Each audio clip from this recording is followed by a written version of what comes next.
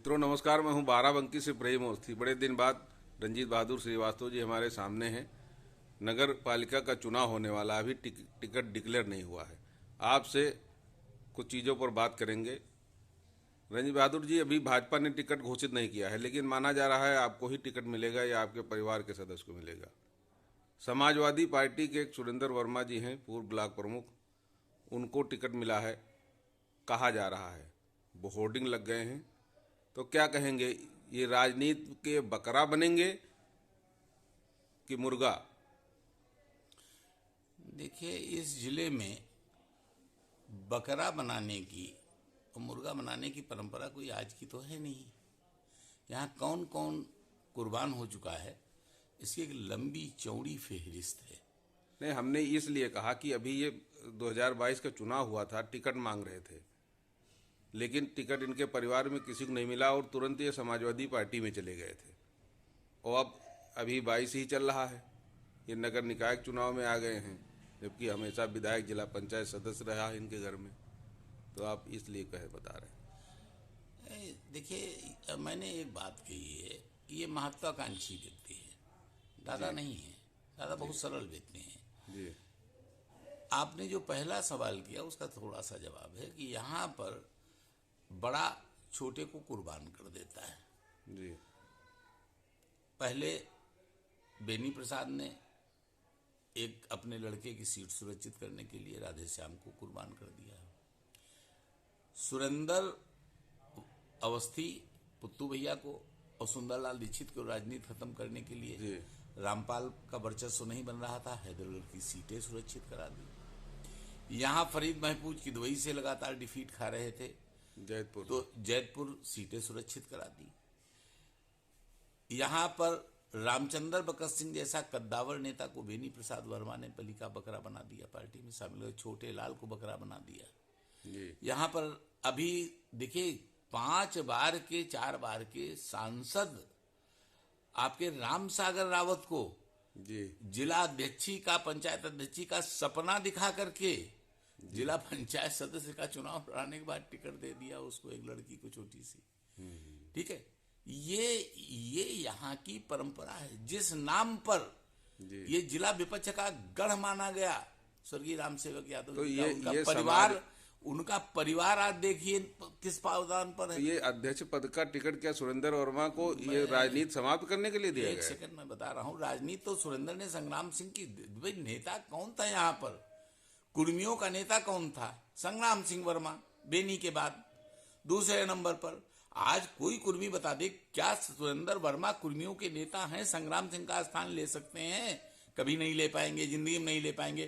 तो ये तो सुरेश यादव के मोहरे हैं। सुरेश यादव इनको खत्म कर देगा, क्योंकि ये सुरेंद्र सिंह वर्मा 17 में बसपा से चुनाव लड़े थे, ये सपा से थे सुरेश यादव जी। देखिए, बात इसकी नहीं सुरेश यादव कहां से थे, बात इसकी है कि वो चुनाव दादा 12 में चुनाव हार गए थे, 17 में, और हारते इन्हीं के कारण थे, किसी दूसरे कारण नहीं हारते थे। पूरी जनता कहती थी कि इसने सुरेंद्र के काले कारनामों ने और इसके दिनेश वैश्य के कारनामों ने, दादा उसका उत्पीड़नात्मक काम, इससे दादा हार जाते हैं चुनाव। सब लोग कहते हैं, इसी पर दोषारोपण आता था, हम लोगों पर थोड़ी आता था।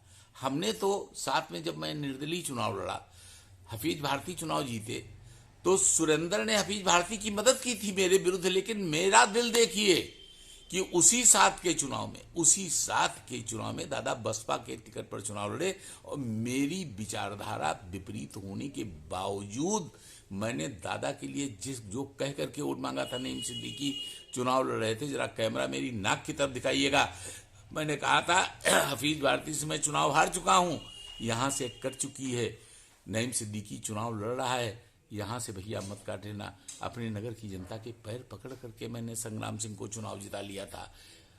आज उस आदमी के खिलाफ, खैर ठीक है, आपने पहले ही कहा है भाई नहीं होता है, बल्कि के बकरे हैं, लड़े हमारे खिलाफ चुनाव लड़े, हमको खुशी होगी, लेकिन मेरा दिल गवारा नहीं कर रहा है कि मैं अपने भाई के खिलाफ कोई बात ये नहीं है। अभी ये 24 में चुनाव हो रहा है, फिर 27 में विधानसभा चुनाव होगा, तो ये जो संग्राम सिंह का परिवार क्या किसी विधायक सांसद टिकट मांगने लायक रहेगा कहीं? बिल्कुल नहीं। अरे इसको हरवा भी देंगे, इसको तो हरवा भी देंगे। ये क्या सुरेश को चुनाव जिताने जा रहे हैं? दुश्मन है, नंबर 1 के एनिमी है, राकेश के नंबर 1 के एनिमी है जी। ये चुनाव हरवा देंगे, जानबूझ के चुनाव हरवा देंगे। हम बता रहे हैं, मतलब इस आदमी को समझ नहीं है।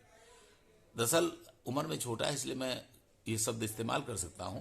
ये आदमी समझदार नहीं है, बस इतना जान लीजिए।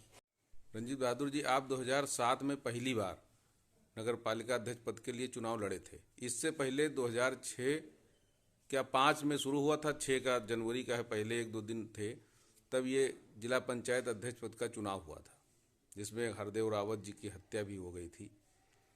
और बेनी प्रसाद जी ने समाजवादी पार्टी के कैंडिडेट राधेश्याम वर्मा जी की बहू को चुनाव लड़वाया था, और वो मानते थे कि आपकी वजह से ही वो अध्यक्ष पद का चुनाव समाजवादी पार्टी हारी। तो उसके बाद भी आपने साथ में संग्राम सिंह का सहयोग किया, और सुरेंद्र जी फिर भी आपके विरोध में थे। हफीज भारती का उन्होंने खुलेआम सहयोग किया था, जबकि वो बसपा में नहीं थे। इसके पीछे क्या मानेंगे कि ये कौन सी चाल है राजनीति की?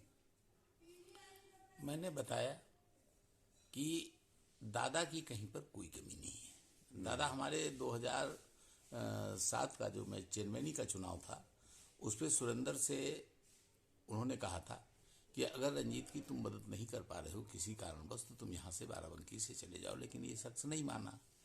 खैर, हमें इस बात का मलाल नहीं है। हमने जो 2005 जिला पंचायत में जो कुछ मैंने किया ये पूरा जिला जानता है। इनको तमाम माफियाओं के धमकियां मिल रही थी। अभी कई लोग हैं, मैं नाम नहीं अब किसी को बताऊंगा, पुरानी बातें हो गई हैं। मैंने किस तरह से बेनी प्रसाद वर्मा को फेस किया, आज भी एक मुकदमा रिजवान मुस्तफा द्वारा राकेश वर्मा ने कराया था धमकी देने का, वो आज भी मेरे ऊपर चल रहा है मुकदमा, वो प्रमाण है इस बात का। अब आप ये बताइए कि मैंने कौन सी कुर्बानी इस परिवार के लिए नहीं दी। मैं बहुत बड़ी बातों पर नहीं जाना चाहता हूँ, व्यवसाय से लेकर के सब मामलों में तो मैं इनके कंधा बन करके खड़ा हुआ, लेकिन दादा की गलती नहीं है। दादा कभी नहीं चाहे हमारा बुरा, आज भी नहीं चाहेंगे। लेकिन अब एक कहने वाली बात है, जो व्यक्ति दादे का नहीं हुआ उस पर क्या हम कह दें, वो हमारा कहाँ से हो जाएगा और कहाँ से। अब इस पर आपकी संग्राम सिंह से बात हुई इस दौरान? हाँ, दादा से हमारी लगातार बात होती है, लेकिन 17 में आए थे दादा इनका चुनाव प्रचार करने के लिए। भाभी आई थी, पिंकी आई थी, नहीं आई थी जी। जब ये दादा को रिटायर करके चुनाव लड़े तो नहीं आए थे। तो कहने का मतलब ये है कि लेकिन अब भाई हैं भाई, वो सगे भाई हैं, हम उनके मुंह बोले भाई हैं, हमारा खून का रिश्ता तो नहीं। लेकिन मैं एक चीज मैं बता दूं, अभी अगर संग्राम सिंह के लिए यानी दादा के लिए कुर्बानी की जरूरत पड़ जाएगी तो रंजीत पहले आदमी इस परिवार में होंगे जो अपने को कुर्बान कर देंगे। ये धन दौलत के लालची हैं।